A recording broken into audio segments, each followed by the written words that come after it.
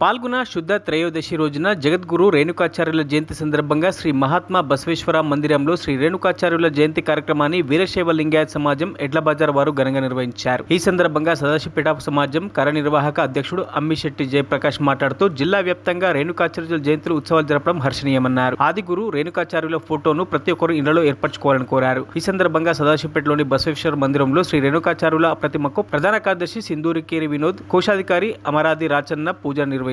ఈ కార్యక్రమంలో అర్చక పురోహితులు మహేష్ స్వామి మాట్లాడుతూ వీరశైవ ధర్మస్థాపకులు కొలనుపాకలోని సోమేశ్వర లింగం నుంచి ఉద్భవించినటువంటి ఆది జగద్గురువులు రేణుకాచార్యుల జయంతి జరుపుకోవడం ఎంతో సంతోషదాయకమని తెలిపారు. ఈ కార్యక్రమంలో జిల్లా ఉపాధ్యక్షుడు వీర మహేందర్, రవికుమార్, సురేష్, విశ్వనాథ్, నాగు, వైద్యనాథ్, ప్రవీణ్ కుమార్, శేఖర్, అంజప్ప, సంగారెడ్డి జిల్లా వీరశైవ లింగాయత్ సమాజం మహిళా కార్యనిర్వాహక అధ్యక్షురాలు అన్నపూర్ణ, జిల్లా సభ్యులు, మహిళా సభ్యులు అన్నపూర్ణ, నర్మద, రామ, కవిత, కె కవిత, మల్లేశ్వరి, సావిత్రి, పల్లవి, సంధ్య, అన్నాక, శంకరమ్మ, సుశీలమ్మ, మల్లమ్మ, ఈశమ్మ తదితరులు పాల్గొన్నారు.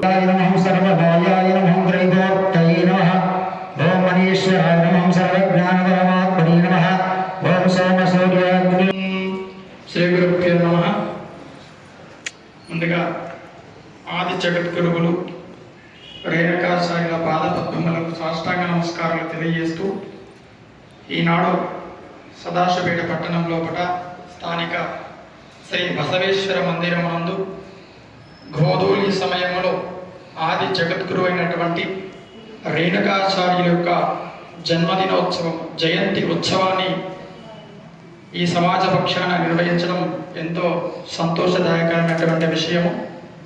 ఎందుకంటే మనకు వీరశైవము ధర్మస్థాపకులు వారు 12వ శతాబ్దంలో మహాత్మా బసవేశ్వరుడు యొక్క ధర్మాన్ని ప్రచారం చేసినటువంటి గొప్ప మహాత్ములు వారు. వారిని స్మరణ చేస్తున్నాం తప్ప అంతకంటే ముందున్నటువంటి రేణుకాచార్యులను మరుస్తున్నాం.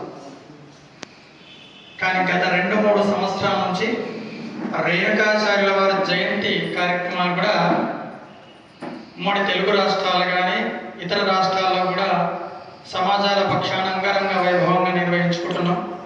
ఈనాడు కొలనుపాకలో సోమేశ్వర లింగం నుంచి ఉద్భవించినటువంటి రేణుకాచార్యుల యొక్క జయంతిని ఈనాడు అంగరంగ వైభవంగా నిర్వహిస్తూ ఉన్నాం. వీరశైవ ధర్మ ప్రచార సంఘం వారు అక్కడ అంగరంగ వైభవంగా కార్యక్రమం నిర్వహిస్తున్నారు. ఉమ్మడి తెలుగు రాష్ట్రాల్లో ఉన్నటువంటి ప్రతి ఒక్క సంఘానికి కూడా అక్కడ నుంచి ఆహ్వానం ఉన్నది. కానీ అక్కడికి పోకుండా, ఆ కార్యక్రమంలో పాల్గొనకుండా స్థానికంగా ఉన్నటువంటి సంఘాల సమక్షం లోపల వీరశైవ సమాజాల పక్షాన ప్రతి ఒక్కరు కూడా రేణుకాచార్యుల యొక్క జయంతి ఉత్సవాలు జరపాలన్నటువంటి సంకల్పంతో అందరూ కూడా వారి యొక్క జయంతిని జరపడం ఎంతో సంతోషకరమైనటువంటి విషయము. ఎట్లా అంటే కొన్ని రోజుల క్రితం బసవేశ్వరుడి యొక్క ఫోటో దొరకాలంటే సదాశివపేటలో దొరకకుండే, కర్ణాటకలో బాగా దొరుకుతుండే. ఈ మధ్యలో కొంచెం ప్రతి షాపు పైన బసవేశ్వరుడి ఫోటో దొరుకుతున్నాం, కానీ రేణుకాచార్యుల ఫోటో దొరుకుతలేదు. పొద్దున్నే ఒక దగ్గర రేణుకాచార్య జయంతి చేయాలని సంకల్పిస్తే ఫోటో ఎక్కడ లేదు. అప్పటిదప్పట్లోనే మళ్ళీ ఒక ప్రింట్ తీసుకొచ్చి పెట్టే పరిస్థితి వచ్చింది. ఇప్పుడు మనందరం సమాజం వాళ్ళు కూడా వివాహ దినోత్సవం కానీ జన్మదినము ఎవరైతే వ్యక్తులు వింటున్నాయో మనం బసవేశ్వర ఫోటోలతో పాటు రేణుకాచార్య ఫోటో కూడా మనం వేయగలిగితే ప్రతి ఒక్కరి ఇంట్లో రేణుకాచార్య ఫోటో ఉంటుంది.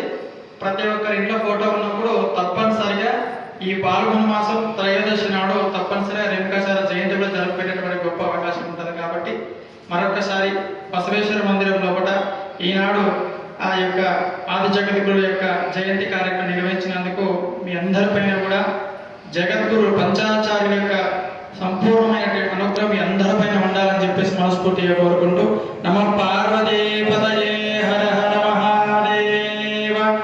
మరిన్ని అప్డేట్స్ కోసం మా ఛానల్ని సబ్స్క్రైబ్ చేయండి.